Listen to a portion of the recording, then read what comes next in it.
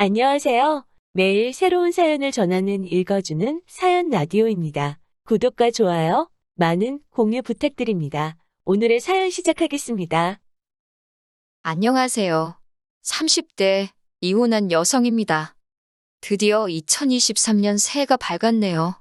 정초부터 이미 다 끝난 이야기를 끄집어내는 게 딱히 좋을 건 없겠지만 지금이라도 누군가에게 후련히 제가 겪은 일을 털어놓고 싶어요. 솔직히 친구들한테는 얼굴 팔려서 말도 못하겠고요. 그래서 이렇게 익명의 힘을 빌려봅니다. 남편과는 후배의 소개를 통해서 만나게 되었습니다. 그 후배가 원래 자기 주변 사람들 엮어주는 걸로 좀 유명하다고 해야 할까요? 아무튼 그 후배가 하루는 연락을 해와서는 자기 아는 선배 중에 저랑 정말 잘 어울릴 것 같은 사람이 있다며 뜬금없이 저에게 소개팅을 해주고 싶다고 하더라고요. 사실 제가 원래 소개팅을 좋아하는 사람은 아닌데 그 무렵에 주변에서 연애 안 하냐, 시집 안 갈 거냐 그런 소리를 너무 듣고 있어서 스트레스가 이만저만이 아니었거든요. 그래서 겸사겸사 남편과 소개팅을 하게 되었지요. 남편에 대한 첫인상은 사람이 순해 보인다는 거였어요. 웃는 모습이 서글서글하니 사람 좋아 보인다는 게 이런 거구나 싶대요. 이후로도 남편과는 몇 차례 더 만났는데 그때마다 시간 가는 줄 모르고 즐거운 한때를 보냈어요. 그렇다 보니 금세 연인 사이가 되었고 나아가 부부의 연을 맺게 되기까지 그다지 오랜 시간이 걸리지 않았습니다. 하지만 결혼식을 올리고 얼마 지나지 않았을 때였어요. 하루는 아버님께서 저희에게 할 이야기가 있으시다며 저녁 약속을 잡자고 하시더라고요. 평소에 미리미리 계획을 세우신다던가 그런 성격이 아니셨기에 좀 의아하단 생각은 들었지만 알겠다 했네요. 그리고 당일날이 되어서야 저와 남편 둘 다 깜짝 놀랄 상황을 맞닥뜨리고 말았습니다. 아버님 옆자리에 꽤 젊어 보이는 여자분이 앉아 계셨거든요. 어디서 본 것 같다 싶어서 계속 기억을 더듬어 보니 저희 결혼식에 오셔서 계속 아버님 곁에 머무시던 분이셨어요. 그때도 어렴풋이 아버님한테 여자친구라도 있으신가 보다 생각은 했지만 이후로 별 이야기가 없었기에 저도 굳이 얘기를 꺼낸 적은 없었지요. 그런데 그분이 아버님과 함께 나와 계셨으니 직감적으로 오늘 저녁 식사가 그냥 저녁 식사가 아니구나 싶더라고요. 그리고 떨떠름한 표정으로 맞은편에 앉은 저희를 보고 아니나 다를까 아버님이 먼저 그 여사님을 소개해 주셨습니다. 당신이 5년째 만나고 있는 분이라면서요. 그리고는 뒤이어 말씀하시기를 거진 20년 가까운 세월을 당신 혼자서 아들을 키웠고 장가까지 보냈지 않냐. 그러면서 이제는 당신도 새로운 인생을 살고 싶다 하시대요. 간단하게 정리하자면 호적은 그냥 두고 지금 여사님하고 살림만 합쳐서 살고 싶다고요. 요란하게 모식을 올리고 그러자는 것도 아니고 그냥 평생 한 집에서 서로 의지하며 살고 싶은 것뿐이라면서요. 이렇게까지 말씀하시는데 안 된다는 자식이 어디 있겠어요. 저나 남편 모두 이제라도 아버님께서 짝을 찾으셨으니 다행이다 생각하고 그러시라 했습니다. 그리고 한 달 뒤 제가 두 분을 초대해 다시 저녁 식사 자리를 만들었습니다. 앞으로 잘 사시란 인사도 드리고 작은 선물도 해드렸어요. 제가 비록 당장의 여사님에게 어머님이라 부를 자신은 없었지만 그래도 아버님의 며느리로서 이 정도 축하 인사는 드리고 싶어서 누가 시키지 않았어도 만든 자리였습니다. 여사님과 아버님도 고맙다 하시고 나쁘지 않은 분위기였어요. 그리고 며칠 뒤 여사님이 저에게 연락을 해오셨습니다. 문자로 저에게 며느님이라고 부르며 축하해줘서 고맙다. 앞으로 서로 할도리는 하면서 잘 살았으면 좋겠다. 그런 내용이었지요. 하지만 몇 번을 읽어도 왠지 이게 무슨 소리인가? 할도리라니? 나한테 며느리 돌이라도 하라는 소린가? 솔직히 찝찝하고 불편한 기분이 들더라고요. 그래도 괜히 서로 불편한 상황이라도 생길까 우려스러운 마음에 저 혼자 그렇게 생각만 했지 남편이나 아버님한테 따로 뭐 이야기하고 그러진 않았어요. 하지만 시간이 지날수록 여사님이 어머님 노릇을 하려 든다는 느낌을 지우기 어려웠습니다. 제가 처음 이건 아닌데 그런 생각을 했던 건 여사님과 아버님이 살림을 합친 지 한 달 좀 안 됐을 시기였어요. 하루는 아버님께서 전화를 걸어오셨는데 지금 여사님이 저희 주시려고 직접 담근 김치를 가지고 저희 집에 가셨다는 거예요. 하지만 그때는 낮이었고 남편과 저 둘 다 회사에 있었거든요. 제가 아버님께 일단 현관에 두고 가시라고 말씀 좀 전해달라 했습니다. 참고로 저와 아버님 사이는 그럭저럭 좋은 편이었어요. 아버님께서는 그래도 들고 간 사람 성의가 있는데 제가 그렇게 말하니 서운하다 하시며 그러지 말고 비밀번호 좀 알려달라 하셨습니다. 그러면 집안에만 두고 나올 거라고 걱정하지 말라 하시면서요. 아버님께서 그렇게까지 말씀하시니 계속해서 안 된다 하기도 어려웠습니다. 그래서 집에 가면 비밀번호를 바꿔야겠다. 그렇게만 생각하고 일단 비밀번호를 알려드렸어요. 그런데 그게 화근이었지요. 다음 날 여사님이 저에게 며느님이라고 부르며 문자를 보내셨더라고요. 어제 김치를 두고 가려다 우연히 저희 집 냉장고를 열어보게 되셨다면서 아무리 젊은 사람 둘이 산다고 해도 집에 먹는 게 너무 부실한 것 같다고요. 특히 아드님, 그러니까 저희 남편 말씀하시는 거예요. 아드님은 남자고 바깥일도 해야 하는데 그렇게 부실하게 먹게 하는 건 아닌 것 같다고. 요새 날도 춥고하니 국이나 찌개 정도는 챙겨주면 좋겠다나요? 그 문자를 읽는데 정말 어이가 없고 황당하더라고요. 저나 남편 둘 다 직장 생활을 하다 보니 사실 집에서 뭔가 해먹는 일이 드문 편이긴 합니다. 특히 저는 평일 대부분의 식사를 회사에서 해결할 만큼 일이 바쁘고 야근도 잦아요. 그렇다 보니 저녁을 먹더라도 남편 혼자 챙겨 먹어야 하는 일이 많은데 자기는 곧 죽어도 요리해서 차려 먹고 그런 건 못하겠다 하더군요. 그렇다고 제가 미리 챙겨주고 그럴 여유도 없었으니 그럼 당신이 알아서 챙겨 먹으라 했습니다. 막말로 제가 남편이 벌어다주는 생활비를 타 쓰는 것도 아니고 남편이 3살 난 어린아이도 아니니 그 정도는 알아서 할 수 있겠다 싶었으니까요. 그리고 실제로 이러한 생활 방식에 저도 남편도 아무런 불만이 없었습니다. 여사님으로부터 문자를 받고 확 받아칠까 하다가 그래도 처음이고 하니 저희가 맞벌이고 남편과도 다 이야기가 된 부분이라고 예의 바르게 하지만 확실히 알아들으시게끔 답장을 보내드렸습니다. 하지만 이후로도 계속 일주일에 한두 번꼴로 며느님으로 시작하는 문자는 멈추지를 않았어요. 내용은 대부분이 어떤 영양제가 좋다더라.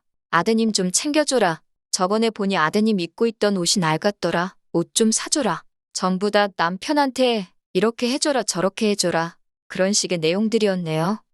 그렇게 한 6개월쯤 지났을까요?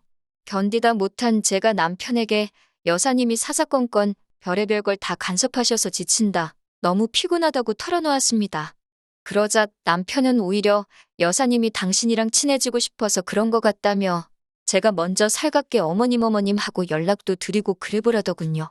어이가 없어서 결국 남편도 별 도움이 안 된다 싶어서 이후로는 남편에게 여사님에 대한 이야기는 아예 꺼내지도 않았어요.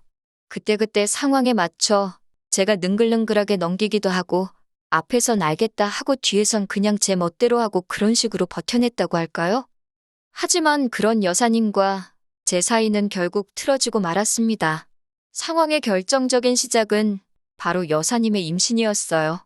아버님과 여사님이 살림을 합친 지 1년이 채 되지 않아서 벌어진 일이었네요.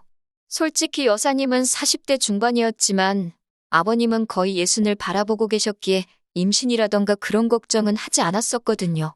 그런데 이건 뭐 울어야 할지 웃어야 할지 솔직히 남사스럽다는 생각도 들고 머릿속이 복잡하더군요.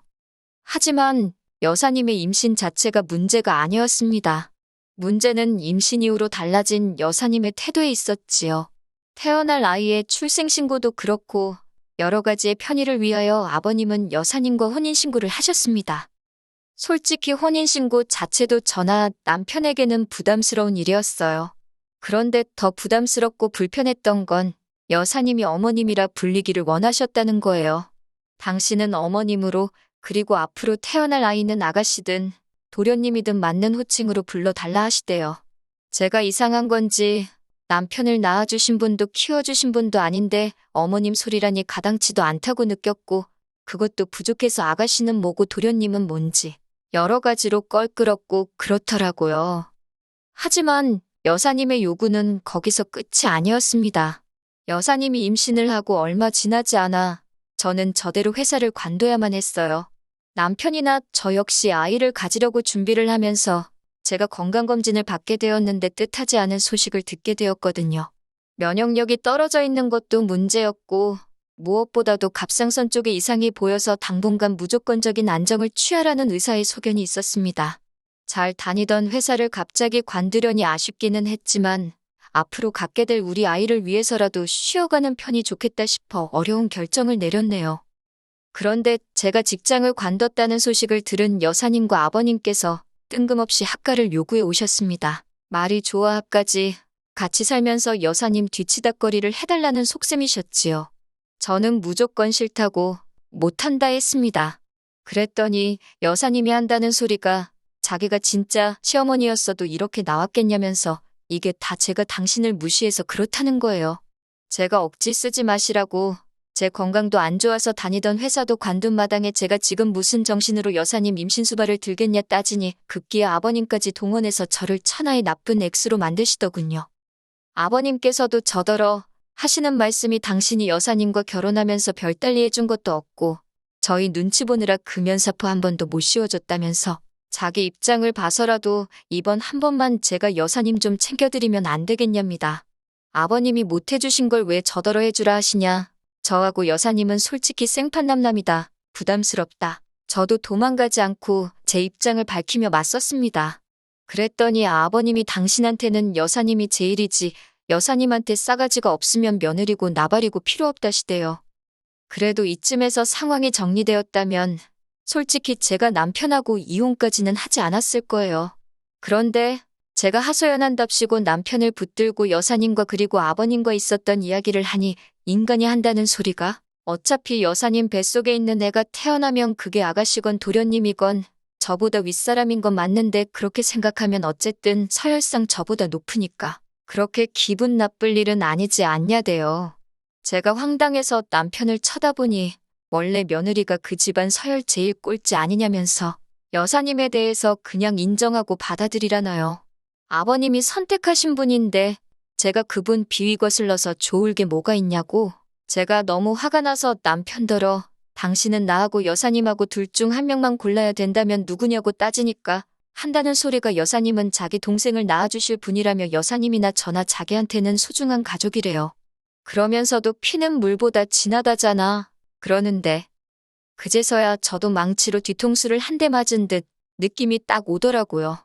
여자고 남자고 누구 하나 태어나면 저쪽은 한 가족이랍시고 똘똘 뭉치고 나만 서럽고 고달픈 신세가 되겠구나 싶은 거요. 그리고 그런 생각이 한 번 들기 시작하니 걷잡을 수가 없더라고요. 어쩌겠어요. 결국 남편더러 이혼하자 했습니다. 나는 여사님을 어머님으로 받아들이고 살 자신이 없다고. 그리고 이 이야기가 아버님 귀에도 들어갔는지 노발대발 난리를 치시대요. 제가 뭔데요 어머님으로 받아들이고 어쩌고 하느냐고요. 결국 제가 아버님께도 서로 선만 지키고 살면 이럴 일이 없었을 텐데 두 분이 먼저 도가 지나치셨다고 말씀드렸지요. 그 여사님이란 분은 뭐 당연히 이혼할 테면 하란식이셨고요. 그런데 1년이 지난 지금 이 이야기를 왜 하느냐고요. 그게 며칠 전에 남편으로부터 소식을 들었는데 여사님이 낳은 애가 아버님 애가 아닌가 봐요. 생긴 게 달라도 너무 달라서 유전자 검사를 해봤다나요. 저더러 어쩌면 좋겠냐는데 뭐 해줄 말이 없대요. 그리고 그 연락을 받은 이후로 저는 연락처를 바꿔버렸습니다. 더 이상 그 집구석 일에 신경 쓰기도 싫고 알고 싶지도 않더라고요. 새해인 만큼 새롭고 좋은 일만 가득하기를 바랄 뿐입니다. 긴 이야기 들어주셔서 감사합니다. 오늘의 사연은 여기까지입니다. 구독과 좋아요, 알람 설정해주시면 앞으로 더 좋은 사연으로 찾아오겠습니다. 감사합니다.